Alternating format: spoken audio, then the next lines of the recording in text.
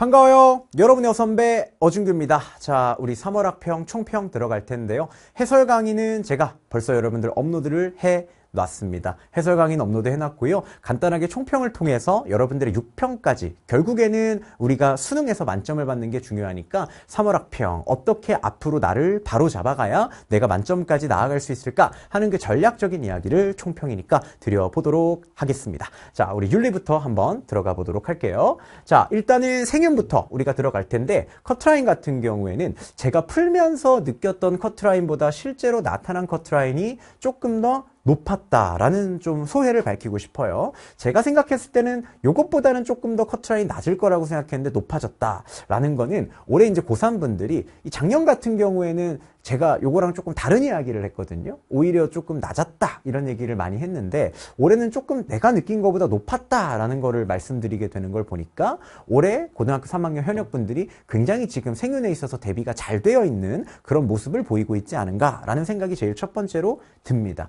아무래도 작년 수능이 조금 어려웠던 여파가 미쳐가지고 이제 겨울에 생윤을 좀 열심히 공부해야 되겠다라는 것을 생각을 해주셨기 때문이 아닐까 싶습니다. 그래서 점수에 대한 저의 소회는 그렇고요. 생각보다 시험 문제는 꽤 어려웠다라고 생각할 수 있을 것 같아요. 오답률 베스트 5 문항을 이렇게 모아놓고 보면은 제가 생각했을 때 세 가지 부류로 조금 나눌 수 있을 것 같은데 오답률 베스트 1번하고 3번하고 요 5번 요렇게 이제 세 가지 문항을 틀리신 분들과 원조이론 틀린 사람 그리고 이제 성과 사랑의 관계 틀린 사람 이렇게 이제 나눠볼 수가 있을 것 같아요. 제가 여기에 이렇게 동그라미 친 문항을 틀리신 분들은 개인적으로 저는 그럴 수 있다고 생각을 합니다. 어떤 점에서 그럴 수 있냐면 3월 학평답지 않게 좀 추론을 요하는 선지가 굉장히 많이 이제 출제가 되었어요. 근데 이제 저는 첫 번째, 세 번째, 다섯 번째를 틀린 사람하고 두 번째 원조이론을 틀린 사람을 좀 구분하고 싶은데 물론 다 틀린 사람도 있겠지만 요걸 좀 구분해서 본다면은 어떠냐면은 원조이론 같은 경우에는 사실 연구 평화론이나 평화론 문제나 분배윤리 문제에 비해 가지고 상당히 좀 전형적인 형태로 출제가 됐거든요. 개념을 끝내면 여러분들이 충분히 풀어갈 수 있는 형태로 출제가 되었음에도 불구하고 좀 오답률이 높았다라고 한다면은 아무래도 요거를 틀린 사람과 요거를 틀린 사람은 약간 질적으로 다를 수 있다. 아마도 이게 뒷부분에 있는 내용이니까 뒷부분 개념을 다 못 끝낸 친구가 요거를 틀리지 않았을까. 그렇다면 지금이 3월인데도 불구하고 아직도 개념을 완강하지 못한 사람이 있다는 거? 찔리면은 여러분 개념 빨리 완강하셔야 되겠죠? 그렇기 때문에 누군진 모르겠지만 이 끝까지 개념을 아직도 완강하지 못하신 분들이 이 원조이론의 오답률을 조금 높인 게 아닌가라는 생각을 개인적으로 조금 해봅니다. 물론 평화도 그렇기는 하지만 평화 같은 경우에는 현실주의 입장이 조금 색다른 형태로 낯선 선지로 출제가 됐기 때문에 이해가 좀 되는데 아무래도 분배윤리랑 비교했을 때 원조이론이 조금 더 높다는 거는 그래도 아직 생윤 개념이 안 끝난 분들 때문이 아닐까라는 생각을 조금 해봤습니다. 그래서 점수가 조금 양극화됐을 것 같다는 생각이 들어요. 1월달, 2월달에 걸쳐서 생윤 개념을 전부 다 끝내신 분들 같은 경우에는 생각보다 1등급을 맞으신 분들이 조금 많을 것 같고 아직 덜 끝내신 분들 같은 경우에는 본인이 느끼기에는 만족스러운 점수를 받았을지 모르지만 그럼에도 불구하고 아무래도 시험 점수는 1등급을 받기는 조금 어렵지 않았을까 하는 그런 생각이 듭니다. 그래서 전체적인 소회를 밝혀보면 난도에 비해서 후반부 오답률이 높다라는 거는 아직 개념을 못 끝낸 친구들이 많으니까 이런 분들은 빨리 완강을 좀 하셔야 되겠죠. 두 번째, 어려운 선지가 많기는 했지만 그럼에도 불구하고 분배윤리가 사실 객관적으로 따져보면 얘랑 얘보다 어떻게 보면 얘가 좀 더 어려웠고 제가 개인적으로 느끼기에는 얘가 조금 더 어렵게 느끼시지 않을까라는 생각을 좀 했었는데 그럼에도 불구하고 오답률이 조금 얘가 낮게 나온 거는 아무래도 속어를 하다 보면은 우리가 정답을 금방 알아챌 수 있게끔 이제 속어가 가능한 문제들이 많이 출제가 되었기 때문이 아닐까라는 생각이 조금 듭니다. 근데 수능에서도 요즘은 속어가 좀 가능한 형태로 선지를 막 기디리, 니디리 이렇게 만들어서 주기보다는 기니, 니디 이렇게 두 개씩만 짝지어서 주는 경우가 상당히 많기 때문에 아마 그런 경향성을 조금 반영해서 실제 문항을 풀면서 느끼는 난이도와 정답을 고를 때의 난이도가 조금 다르지 않았을까 하는 생각이 듭니다. 그래서 일단 첫 번째 제가 말씀드리고 싶은 거는 동그라미 친 문항을 틀리신 분들 같은 경우에는 그럴 수 있다고 생각해요. 이제 개념을 갓 끝내신 분들이기 때문에 아직 개념의 잉크도 잘 안 말랐을 거거든요. 이제 그럼 여러분들이 뭘 하셔야 되냐? 제가 이제 OX 특훈 개강했듯이 문제풀이를 통해서 앞으로 낯선 선지나 조금 추론이 필요한 선지들을 여러분들이 많이 접하는 과정을 거치면은 이런 문제들을 이제 하나씩 맞춰갈 수 있는 힘을 기르게 될 겁니다. 완강 못하신 분들은 빨리 완강하시고요. 근데 이제 성과 사랑의 관계에는 문제풀이 양과 좀 관계가 있기는 해요. 왜냐면 얘도 기존 기출에서 이제 나왔었던 그런 문제들을 바탕으로 출제를 했기 때문에 어쨌든 문제를 많이 풀어봤으면 맞췄을 건데, 제가 얘는 좀 다르게 분류하고 싶은 이유 중에 하나가 뭐냐면, 아마 저의 추측이지만 성과 사랑의 관계 문제를 틀리신 분들 중에는 어떤 분들이 있을 것 같냐면, 7번 문제처럼 핵심 쟁점을 묻는 문제라든지 윤리적 육식 문제처럼 좀 독해를 묻는 문제들, 이런 문제들을 같이 틀리신 분들이 조금 계실 것 같아요. 그래서 그런 분들 같은 경우에는 이 성과 사랑의 문제를 틀렸는데 전체적으로 보니까 내가 독해 문제를 한 2개 정도 이상 틀렸다라고 하시는 분들 같은 경우에는 어떤 연습이 좀 필요할 것 같냐면, 주로 단원별 문제집을 보면 독해가 출제되는 파트들이 있거든요. 우리가 이제 뭐 정보사회와 윤리라든지 아니면 의식주와 윤리라든지 뭐 이런 독해 문제가 자주 출제되는 파트로 좀 가셔가지고 그 파트에 있는 독해 문제들을 좀 풀어보시면서, 아, 생윤 독해 문제는 어떤 방식으로 출제가 되고 좀 익숙해지는 과정이 필요할 것 같다라는 생각이 듭니다. 그래서 문제를 풀 때 독해 문제를 조금 여러분들이 몰아서 풀어보시면서 대비하는 부분이 필요하지 않을까 하는 생각이 들어요. 그래서 문제 5개, 오답률 베스트 5 문항 중에서 어떤 걸 틀렸냐에 따라서 본인의 대비 방향을 조금 정해가시는 게 중요하다라는 생각이 조금 들고요. 근데 어쨌든 전체적으로 계속 말씀드리지만 추론을 요하는 그런 정도가, 보통 3월에서는 이렇게까지 추론을 요하진 않는데, 특히 제가 환경윤리 보면서 조금 이거 추론을 되게 많이 요하는데 이런 생각을 했거든요. 그래서 이 추론을 요하는 선지가 많이 나와가지고 여러분들이 조금 어려웠을 수 있다. 근데도 커트라인이 조금 버티는 걸 보면, 올해는 많은 분들이 생윤에 대해서 대비가 조금 되지 않았을까 하는 그런 생각을 해봤습니다. 다음 윤사죠. 윤사도 느낌은 전체적으로는 비슷합니다. 그래서 커트라인도 거의 뭐 크게 다르지 않죠.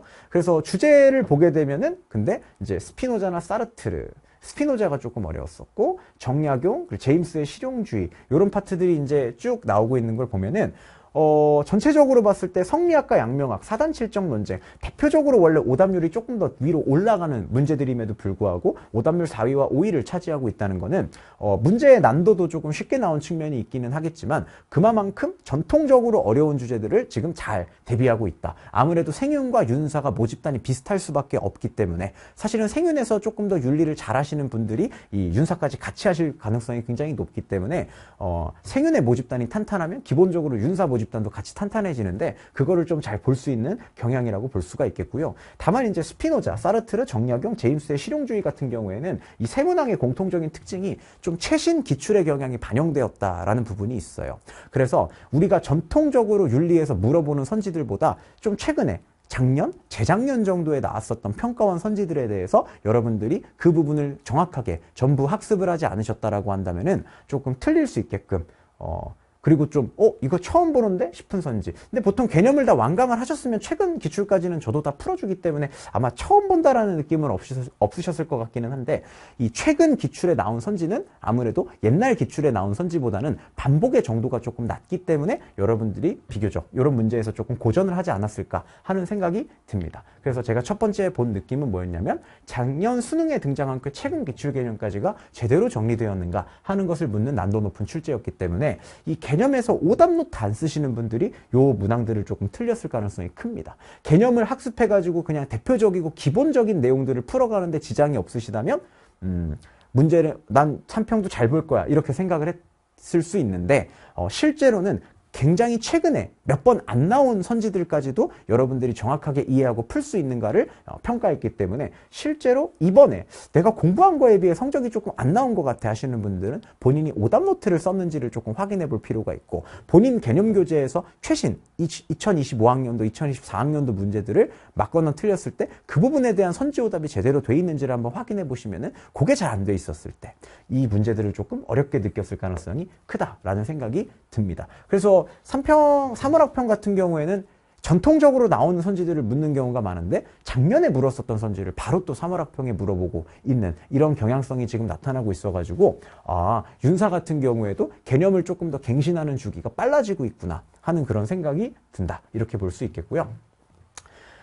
생윤처럼 막 추론을 요할 정도의 낯선 선지가 많았던 거는 아니지만, 아까도 말씀드렸지만 최신 기출에 대한 분석까지도 3월에 완벽하게 끝낼 것을 지금 요구하는 걸로 봐서는 이 평가원 시험의 난도는 이것보다 조금 더 어려워질 가능성이 굉장히 크지 않겠는가 하는 그런 생각이 조금 듭니다. 그래서 실제로 6월에는 여러분들이 윤사 같은 경우에도 아직까지 보지 못했었던 좀 낯선 그런 선지들이 나올 가능성이 높기 때문에 여러분들 반드시 심화 개념과 이 최신 기출에 대한 정확한 분석이 되어야 되겠다라는 점을 이야기할 수가 있겠습니다. 그래서 낯선 선지들에 대한 판단이 있을 수 있기 때문에 윤사, 심화는 이제 선택이 아니라 필수가 되어가고 있다라는 말씀을 좀 드리고 싶습니다. 여기까지 우리가 윤리, 경향성에 대해서 이야기를 해봤습니다. 자, 사회문화 우리 총평 한번 들어가 보도록 하겠습니다. 자, 사회문화 총평 같은 경우에는 마찬가지로 윤리랑 똑같이 6월달 우리가 9월달 수능까지 어떻게 공부를 해가야 될까? 가장 단기적으로는 6월달까지 우리가 어떤 것들을 내가 3월달에 틀린 걸 바탕으로 보충해 가야 될까 하는 부분을 여러분께 좀 말씀을 드리도록 하겠습니다.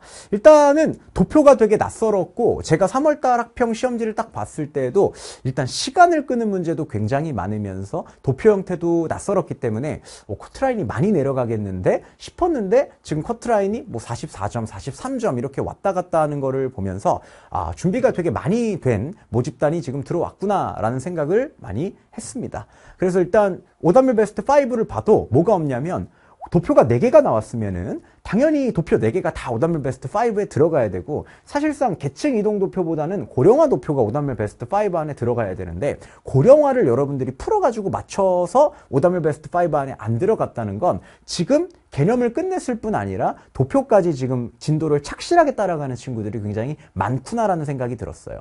아니, 도표를 착실하게 따라가는데 도표가 3문제나 있는데요.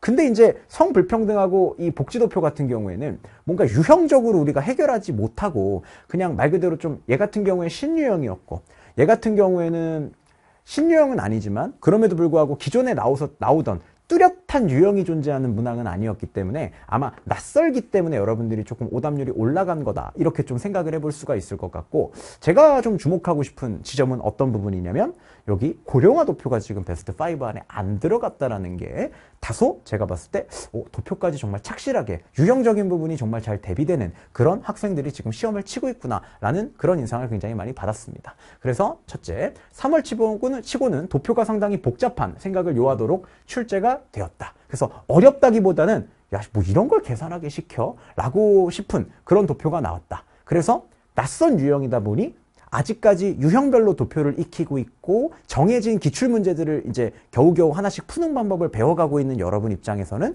도표가 조금 어렵게 느껴졌을 수가 있겠다. 이렇게 이제 생각이 듭니다. 근데 아마 N수생분들 중에서 그냥 제3자의 관점에서 내가 시험 보는 게 아니라고 생각하고 이 시험지를 풀어보면은 뭐야? 문제만 길고 별거 아니잖아. 라고 느낄 수 있지만 실제로 내가 수능 시험장에서 이런 정도의 문제를 딱 받아도 아무래도 문제를 읽고 그 길이에 좀 압도되면 사람이 당황하는 게 있다 보니까 아마도 그래서 오답률이 높아진 것 같아요. 그래서 지금 뭐 오답률 제일 높은 도표인데 이 두 가지 도표를 틀리신 분들은 여러분의 도표 학습법이 잘못됐다라기보다는 낯선 도표에 대한 적응력이 좀 지금 부족한 거거든요. 그러니까 여러분의 낯선 도표에 대한 적응력을 좀 길러가려면은 결국에는 N제를 풀어봐야 됩니다. 그래서 이제 저 같은 경우에는 심화 유형 강좌에서 도표 기출 변형 문제들을 풀어주기 때문에 그런 이제 강좌 같은 것들을 통해 가지고 6평 전에 좀 낯선 유형들을 여러분이 끝낼 수 있게끔 낯선 유형을 많이 풀어보고 유형화되지 않은 도표들을 많이 접해서 도표에 대한 좀 무서움을 내려놓을 수 있는 과정이 좀 필요하다고 말씀을 드릴 수가 있겠습니다. 여기 보시게 되면은 지위와 역할이랑 기갈상 개념 이거는 한편으로는 조금 의아한 지점인데 어쨌든 개념을 착실하게 따라가는 친구들이 많다는 건 맞는 것 같은데 개념을 틀린 친구들이 상당히 지금 많다는 거죠. 근데 이 개념을 보면은 이 개념이 막 복잡한 문제도 아니었고 그렇다 그래가지고 이 개념 자체가 막 어려운 걸 물어보는 그런 개념 문제도 아니었거든요. 근데 이거를 이제 틀렸다는 거는 어떤 부분이 있겠냐. 대표적으로 역할과 역할 행동을 구분하는 거 이런 것들을 틀렸단 말이죠. 그리고 사회 구조를 본다 이러면은 기능과 갈등이 동시에 해당한다 뭐 이런 것들 때문에 아마 여러분들이 문제를 틀리셨을 텐데 이 부분에 대한 대비가 제대로 안 돼 있다는 거는 뭐냐, 내가 지금 너무 진도를 따라가는 거에만 급급하지 않은가 하는 생각을 좀 해야 되는 거죠. 개념에 대한 복습이 조금 필요하다 이렇게 생각해 볼 수가 있을 것 같아요. 그래서 이 부분은 두 가지인 것 같은데 진짜 풀어서 틀렸다면 개념 복습이 문제일 것 같고 이게 아니라면은 아마 시간을 끄는 유형들을 풀다가 오히려 이런 유형들을 조금 놓쳤을 가능성이 있죠. 그러면 두 번째, 개념을 복습하는 것에 문제이거나 개념을 아는데 틀렸다면 문제풀이 순서에 문제가 있을 겁니다. 그러니까 기본적으로 이런 문제들이 훨씬 더 쉬운 문제이기 때문에 문화 변동 관련된 문제라든지 그죠? 융합 공존 이런 걸 고르는 그 문제도 굉장히 어려운 형태로 출제됐고 시간을 끄는 형태로 문제가 출제된 것들이 많았는데 오히려 그런 문제보다 이런 문제들이 지금 오답률이 조금 더 높게 출제가 됐다는 것, 오답률이 높게 조금 더 나타났다라고 하는 거는 여러분이 내가 좀 시간이 끌릴 것 같은 문제를 혹시 먼저 접근해서 푸는 건 아닌가? 그건 굉장히 잘못된 순서거든요. 문제를 풀 때는 당연히 점수 획득 가능성이 높은 걸 먼저 푸는 게 우선입니다. 그렇기 때문에 그 풀이 순서가 잘못됐다라든지 너무 빠른 시간에 문제를 풀라고 하다 보니까 어려워 보이는 문제들이 너무 많아서 시간 관리에 실패라던가 이런 문제가 조금 있을 것 같아요. 그래서 개념의 복습이 문제라면 열심히 기출문제들을 조금 많이 풀면서 다 기존에 나오던 선지들로 문제가 나왔기 때문에 기출문제를 많이 접하셔야 될 것 같고 시간 관리의 문제라고 한다면 풀이 순서에 대한 변경이 좀 많이 필요할 것 같다라는 생각이 여러분들 조금 많이 들었습니다. 그래서 어떤 것 때문에 본인이 지금 문제가 생겼는가를 정확하게 파악해야 6월 달에는 비슷한 문제를 겪지 않을 수 있는데 사무는 시간 관리가 중요한 과목이기 때문에 풀이의 순서와 시간 관리의 전략의 측면에서 평가원 때는 반드시 본인이 스스로 전략을 갖고 접근해야 된다라는 생각을 말씀드릴 수가 있겠습니다. 다만 고령화 도표가 아까도 말씀드렸지만 오답의 베스트 문항에 들어가지 않았다면 6평에서도 비슷한 경향이 나타날 거예요. 이 낯선 도표 좀 길어 보이고 무서워 보이기 때문에 지금 오답률이 높은 것 뿐이지 N수분들 같은 경우에 낯선 도표도 연습을 많이 하고 들어가시게 되면은 실제로 6평은 낯선 도표가 나와도 오답률이 낮아질 가능성이 크죠. 그러면은 어쨌든 커트라인을 일정 이상으로 유지를 해야 되는 평가원 입장에서는 아마 9월과 11월은 작년에 비해서는 도표가 조금 더 어려워질 가능성이 큽니다. 여러분들이 대비가 지금 잘 되어 있으면 잘 되어 있을수록 도표는 조금 더 어려워질 가능성이 있다는 걸 염두에 두고 도표를 무조건 너무 쉽게만 공부하지는 말아야 된다라는 점을 우리가 앞으로의 방향성으로 생각해 볼 수 있겠고요. 시간을 끄는 문항이 4문항 정도로 굉장히 많은 편이었는데 오답률에 또 많이 반영되지가 않았습니다. 이 얘기는 시간을 끄는 문항도 열심히 이제 풀었다라고 이야기할 수 있겠는데 이런 문항들을 내가 많이 틀렸다라고 한다면은 그 동전 넣는 문제라든지 아니면은 뭐 채점하는 문제라든지 이런 문제들을 여러분들이 많이 틀렸다라고 한다면은 요것도 제가 이제 5월 달에 심화 유형 강좌를 개강하니까 그런 강좌들을 통해서 이 시간 끄는 유형만 따로 대비가 좀 필요하다 이렇게 이야기할 수가 있겠습니다. 그래서 전체적으로 보면은 시간 관리의 문제 그리고 낯선 도표의 문제 이 두 가지가 가장 중요한 화두로 떠오를 것 같은데 이 두 가지를 어떻게 대비하느냐 하는 부분에 대해서 여러분들이 대책을 세우셔야 6월 달에 좋은 성적을 거두실 수 있을 걸로 예상이 됩니다. 그래서 저 같은 경우에는 아까 말씀드렸듯이 시간 끄는 유형은 5월 달에 6평 전에 심화 유형 강좌를 통해서 대비하고 있다. 라는 거. 그때 낯선 도표도 같이 여러분들께 다지선다로 다루어 드리는 강좌를 하기 때문에 그걸 통해서 여러분들이 조금 더 잘 대비해 나갈 수 있도록 준비하고 있고요.